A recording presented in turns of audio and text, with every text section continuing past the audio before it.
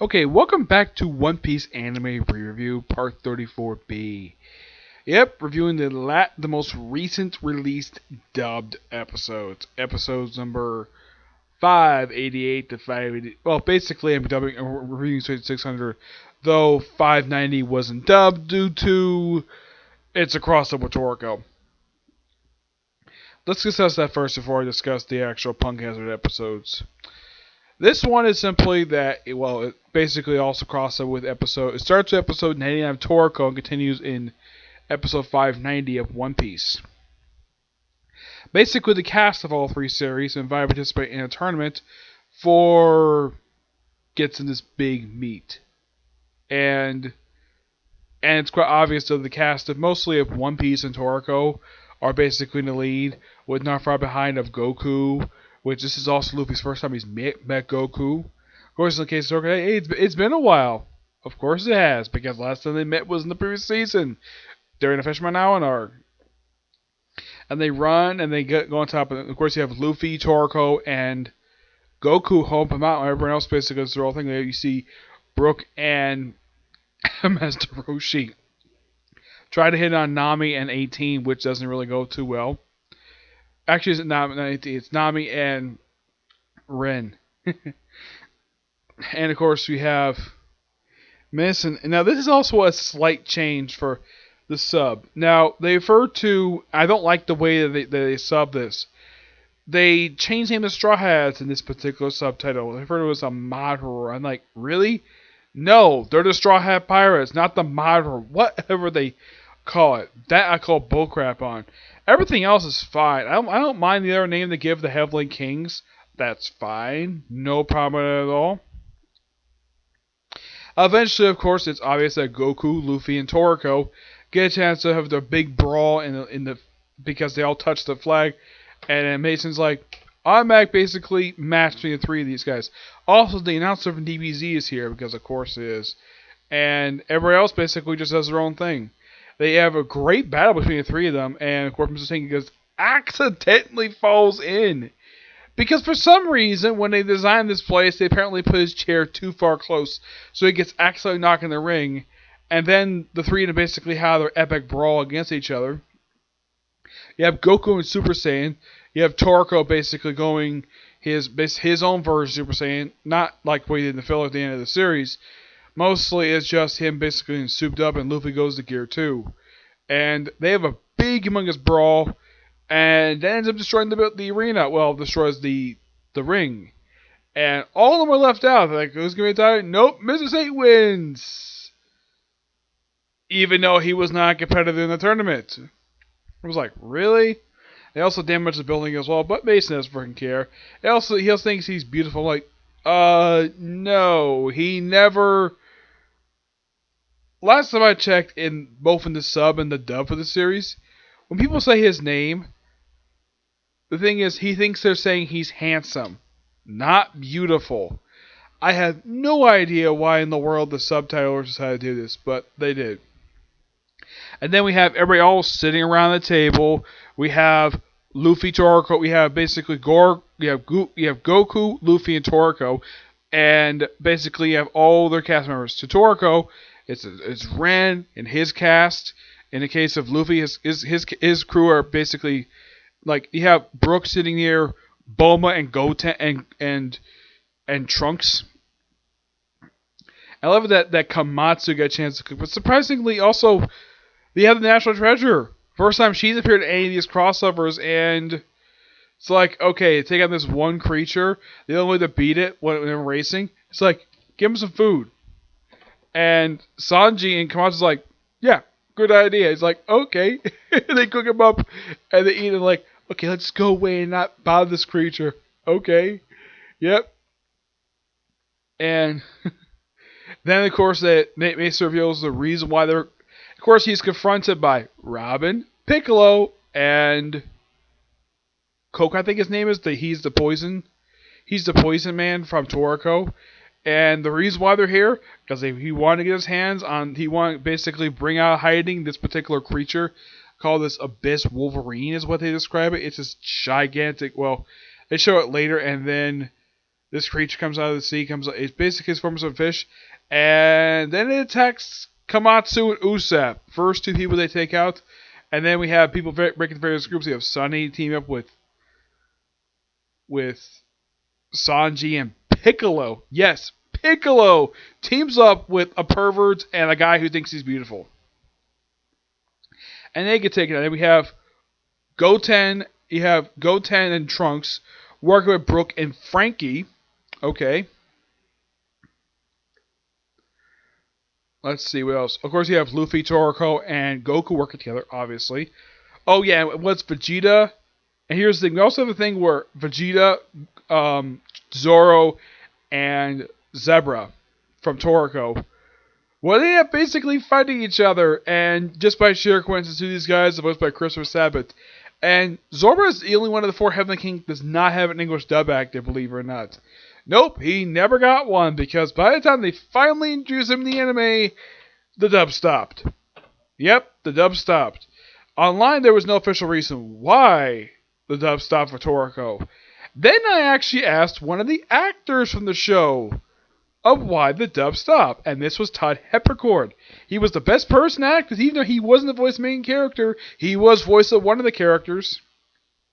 And he told me the reason why the dub ended: low DVD sales. Yep, that's why it ended.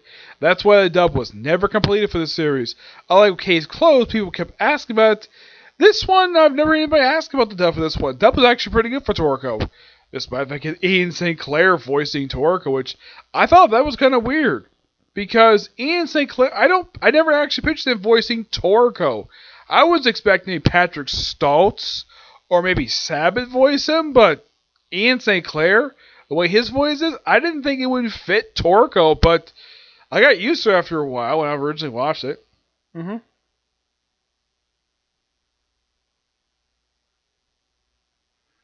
Alright. That's better. Anyways. Yeah. And they pretty much take up a lot of the people, and then we have the creature finally defeated by the combined might of Goku, Toriko, and Luffy, which is completely obvious. And they all eat the meat, and, well, and of course everyone has their own thing. Unlike the last couple times, which ended up pretty much a similar note, where everyone's like, who are those guys? And this time, nope, they didn't do that. They ended a pretty happy note, not a very samey note like last time. And, well, believe it or not, that was the last Toriko team-up. I'm actually quite surprised Toriko never did another one after this. Though his series managed to last for about another, I think it was like about 60 episodes. Excuse me. Yeah, it was actually just a little over 60 more episodes before the series ended. Maybe they felt as though that the crossovers ran out. I don't know what the reason was. I've never heard an official reason why the crossover stopped after the third one. And all three crossovers are pretty good. I would say of the three of them, I like the second one really well because it features a lot more of the crew and chances to do stuff. But they're fun to watch when it comes to these crossovers. I just kind of wish they were dubbed. Yep, I kind of wish they were. And one thing this one has in common with the last one is that like almost a lot of the characters have something to do. Even now, unlike last time, Zoro got something to do. This time he didn't. He did practically nothing but fight Vegeta and Zebra. Everyone else got a chance to do something. Well, except for Brook. He was one person I kind of felt as though maybe he would do something in here, but nope, he gets taken way too easily by the creature. Heck, even Frankie got wasted in this one. Yeah, a lot of the Straw Hats got pretty much wasted in the story. The only ones who got a chance to do much anything in the story besides Luffy is Sanji.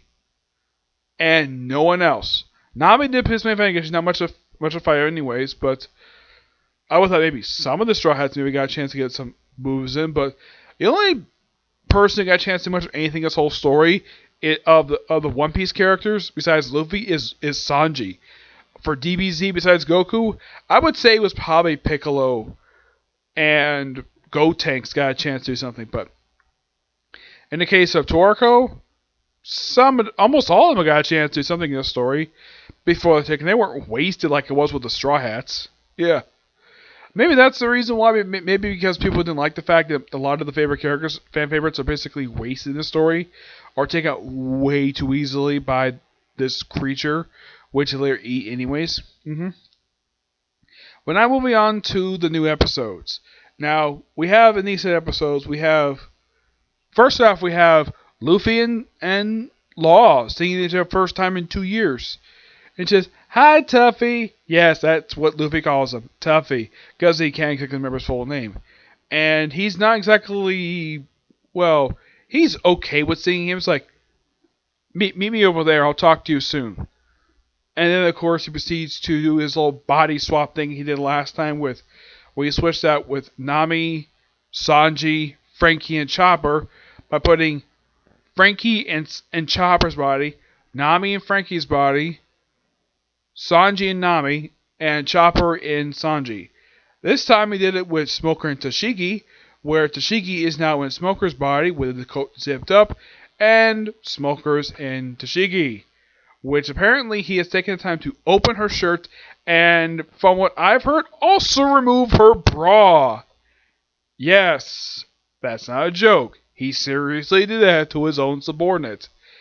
And despite the fact their relationship was purely professional, it's been mildly hinted at these two could be a potential couple, but nope, they're strictly professional.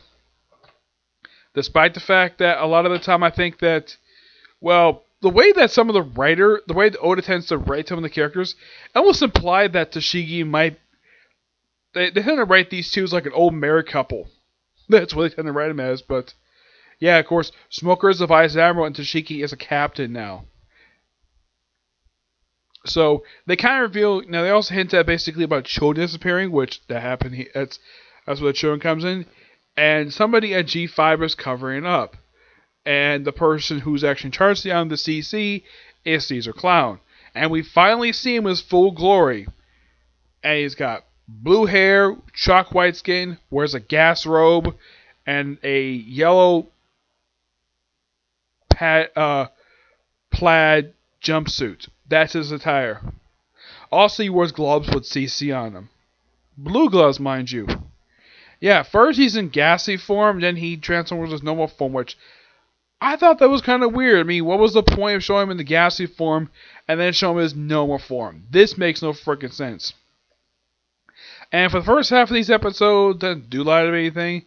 We do still have more of his assistant, Monette. We do have a debut of one new character. And his name is Virgo. He doesn't make his debut until like the third to last episode of these episodes. And the reason why he's there, I'll explain. So, Law meets up with Straw Hat. Well, Law basically after, the body swap, Nami and Frankie's body is taken by the Cool Brothers, but Luffy has managed to take him out. Specific the children are basically going nuts. So they free him, and then Bob proposes this. Let's team up. And Luffy's like, sure. And Howard's like, what? What did you do that for? And then everybody basically is aghast at the fact that even Usopp was like, you want to team up with the Heart Pirates? He's like, and Robin's like, well, I'll go with anything you say, but just beware about Law. And he's betray each other. And he asks Law, like, you gonna betray me? He's like, nope. There. He's like, you're too easy to trust people. So, yeah, Luffy points out that we should help people. Which, okay, fine. Create chaos, perfectly fine, but you also help people too. So, Law basically voluntarily investigates the drug with Chopper. Chopper, of course, has been beaten up because, of course, he also took the time to put almost everybody back in their own bodies before Law shows up. We have, of course, everybody's reunited with each other. We have Kinemon reunited with his legs that Luffy basically got. And they went and they go look for his torso, which Brooks saw fall into a lake. Which that connects to what goes on with, Caesar's men. Where they open a warehouse and they unleash a giant slime monster. Yep, and it kills some people there. Do they manage to get away? Then when it gets to the lake, it starts shooting bits and pieces of itself all across the place. So, eventually we have Kinemon, Sanji, who's in Nami's body, Brook, and Zoro go and find them, and they come across the lakeside. And of course, Sanji and Nami's body, decides to take a swim to get the torso. And eventually gets it, though he finds it in the mouth of a shark, which basically agonizes Kinemon. And then he brings it up. Yeah, he brings it up, and then then apparently off screen they managed to put the horses back in place. And he introduced him as Foxfire Kinemon from the country of Wano. And Sanji's like, well, that's fine, but you can apologize for your rudeness you've been doing so far. And he does. Well, what's your name? Sanji. Though this is not really Sanji. Though when Law started about everybody, he mentioned put Frankie and Chop back in the right bodies, but not Nami. Nami goes in Sanji because Nami's not there. Eventually, don't worry, that plot thread gets fixed up. But at least they wrap up one plot thread here. Kinemon, putting his body back together, but he looks for his missing son, which Zoro basically volunteers to go with him, obviously. Mm-hmm. Yep. Let's see, what else? Trying to think here, what else was it? Oh, yes. Then we have, of course, Chopper going with, Law, though previously he hadn't basically messed him up, so he can't move. So Usopp comes with a hilarious idea, tying him to Law's hat, which he's embarrassed at. And then he's like, okay, I'll just put him in a bag attached to my sword, which is much more appropriate, but tying him to Law's hat, it looks so silly. Having a raccoon, having a reindeer on his head, it looks so silly, but I think the bag works a lot better. And then he sneaks in. He managed to basically distract the Monad because Caesar Clown's off doing his own thing. And then the episode ends quite strange, so he's in pain. And then we see the debut of a new character, Virgo. Yes. And Virgo is just as arrogant as he is in the sub, where he has Law's heart, keeps squeezing it. He says, you should learn respect, boy. And he says, whatever, Virgo. And he says, that's Mr. Virgo to you. Yes, keep up with that silly thing that he insisted upon in the sub. Though in the sub, he insisted Law call him Virgo's son. But I guess I get the reason why they changed to Mr. Virgo, because that makes a lot more sense to say in English when dubbing it. And you're saying that you want to say Virgo's son, even though son is simply Mr. and Mrs. And you want to call him Mr. Virgo. You're basically demanding respect, even though you earn respect. Then, of course, then we have Caesar Clown show up to take on the G5 people. The Luffy manages to touch him, and Caesar Clown doesn't have the obvious reaction like, how are you touching me? I'm gas! I'm a gas man! And, of course, Smoker would obviously say, he's got hockey. And then he proceeds to beat him up. He proceeds to punch him, beat him up. I mean, he could touch him perfectly fine, but he's not immune to poison. At one point, he does swallow the poison, but he's absolutely fine. And he says, yeah, this poison is nothing compared to Magellan's. He says, you dare compare me to that guy, to Magellan? Wow. Love that the Easter egg didn't impel down. That was so funny. And then, of course, eventually he is knocked out by Caesar Clown. Though Caesar also takes time to knock out Frankie and Robin, who somehow basically got there. Though they say, oh, we were going to kidnap Baby, keep you up. And then he knocks out basically Smoker and Toshigi, ties him up, and he tells his subordinates, put C-Stone cuffs on the power users, basically Luffy, Robin, and, Toshigi and Smoker's body. And they all get put in a cage with Law. And they mention Joker, and they reveal who he really is. And he is one of the 7 warlords, Doflamingo! And Luffy thinks about, oh, the bird guy! Yep. They also mention what a lot of viewers knew about, basically, where after Marineford, he took out Gecko Moria. Yep. As in the case of what Sanji and Usopp were up to, they spent a lot of time to kill his children asleep until Caesar climbed up with them, until he knocked them out, and of course the children about to kill him. But look at that Brownbeard, who had been captured by Straw Hat. He reveals exactly details that apparently this used to be a government facility until about 4 years ago, where it was basically had to evacuate the place because of an explosion. It's compared to what happened with Chernobyl. But the prisoners who were participating in the experiments, they were left behind. Well, Dr. Venkman basically got scot-free, even though he was once accused, but once his decline was revealed, yeah. Though, the reason why he does things he does here is because he's jealous of Vegapunk's success. Yep, jealous of a genius. That's what his deal is. And, well, Kinemon, after he gets his body back, proceeds to cut up, basically set a bunch of these slimes on fire. Then he proceeds to blow them up. And, well, then he goes off to whatever he does next. And of course, well, the kids want the candy, which contains poison. And Chopper doesn't do that much after that. He basically comes across a book that basically details about the poison, but yeah, let's see. Oh yeah. Then he puts out a call to underwater brokers where he contacts, believe it or not, Crocodile. The cigar basically is the giveaway. Yeah, it looks like it could be Crocodile or it could be Capone. Gang Capone, that could be him. Baron Tamongo and Peckham's. And even Captain Kid and Killer. Wow. And that's where the episode ends.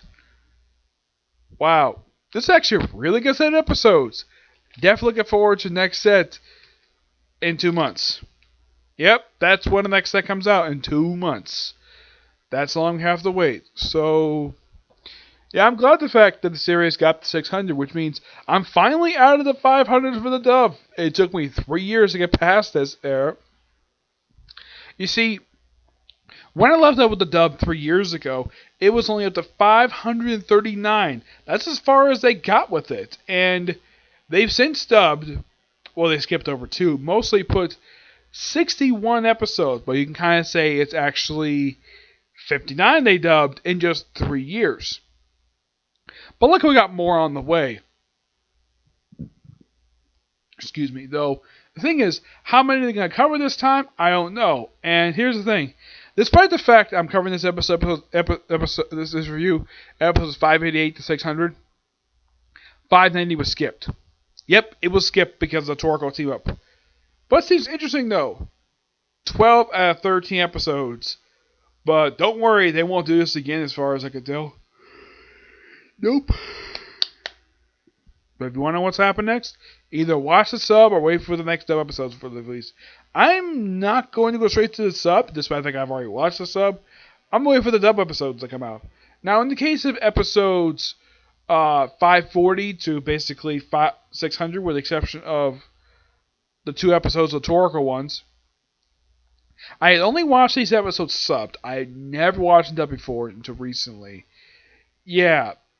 Now, I recently, a few months ago, got back into watching the dub for One Piece when it got pretty much dubbed from, I think it was like, when I found that episodes 540 to about 577 were dubbed, I figured though, actually it was 574, I figured though, why not watch them? And I did. It was pretty much 35 episodes. Though I think I did have to skip one because it was a Toriko team up. Yep. But then, since then, we've had at least 26 episodes been released dubbed. I think the last step for this most recent one, I think that was released back in, I believe it was like June, I think it was. Yeah, I think it may have been June. But these were just released 2 weeks ago. Actually, just last week was released on the streaming service. But there's the thing, on DVD, they released just today. But yeah, not much else to say about these episodes. They're fantastic. Now, as for my next review for this particular review series, well, I'm going to do Boss Luffy next. And then I'm going to do, basically, the other thing I'm going to do for it is basically one TV special, which I do own. I'm going to watch it and do a review for it. And 2 films. And that'll be it for the moment. Yeah, basically about 4 more videos. So at least, basically, I'll be able to get up to about part 38.